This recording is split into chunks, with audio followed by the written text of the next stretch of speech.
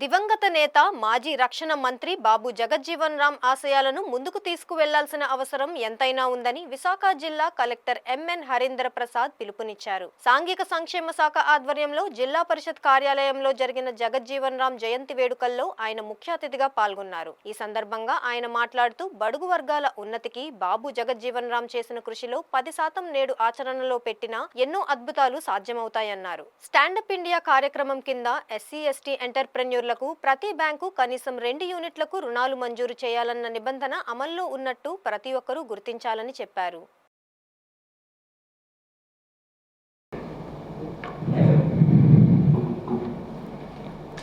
Doctor బాబు జగజ్జీవన్ రావ్ వారొక్క జయంతి దినోత్సవ సందర్భంగా ఈ వేదికల్లో పాల్గొనడానికి వచ్చేసినటువంటి ప్రతి ఒక్కరికి నా శుభాకాంక్షలు.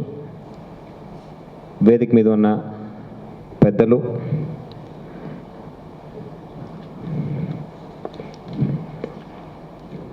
కళ్యాణరావు గారికి, vigilance and monitoring committee members Malleswara Rao గారికి, రాజాబాబు గారు, రాంబాబు గారికి, అదేవిధంగా వెంకట్రావు గారికి, ప్రసాద్ గారికి, శ్రీ కొప్పల వెంకట్రావు గారికి, ఎస్సీ కార్పొరేషన్ మెంబర్ సుజాత గారికి, ఇక్కడ వేదిక మీద ఉన్న మిగతా దళిత నాయకులు, divisional committee members, ED SC corporation మరియు సభా అధ్యక్షుడు డిడి సోషల్ వెల్ఫేర్ రామారావు గారికి, ఇక్కడ వచ్చేసినటువంటి సోదరిమారులు, పాత్రికేయ సోదరులు, చిన్నపిల్లలు, ఇక్కడ చక్కగా ప్రవర్తించిన డ్యాన్స్ పెర్ఫార్మెన్స్ చేసిన పిల్లలందరికీ కూడా నమస్కారాలు. ఇప్పుడే సోదరులు చెప్పారు, చాలామంది రాలేదు, మనకి అవగాహన అందలేదని చెప్పారు. అంటే తక్కువ మంది రావడం నాకు కూడా బాధాకరమే. ఇన్ఫ్యాక్ట్ నిండు సభ ఉంటుంది నేను అనుకున్నాను వచ్చేటప్పుడు. బట్ మన వంతు కృషి అయితే చేయడం జరిగింది. డిడి గారు ప్రత్యేకంగా దీనికి ముందు ఒక మీటింగ్ ఏర్పాటు చేసుకొని అందరికీ అవగాహన చేర్చే విధంగా ప్రతి ఒక్క మండలానికి ఉన్న హాస్టల్ వెల్ఫేర్ ఆఫీసర్స్ ద్వారా వాళ్ళు ఇన్విటేషన్స్ కూడా చేర్పించడం జరిగింది. ఇంకా ఎవరైనా మిస్ అయి ఉంటే గ్యాప్ లేకుండా రాబోయే కార్యక్రమం జ్యోతిరావు ఫూలే వారి జయంతి దినోత్సవం కావచ్చు, బాబాసాహెబ్ అంబేద్కర్ వారి ఒక జయంతి దినోత్సవం కావచ్చు, ఎక్కడ గ్యాప్స్ లేకుండా మనము చేయడం జరుగుతుంది. బాబు జగజ్జీవన్ రామ్ గారు ఒక చరిత్రం చూస్తే ఎంతో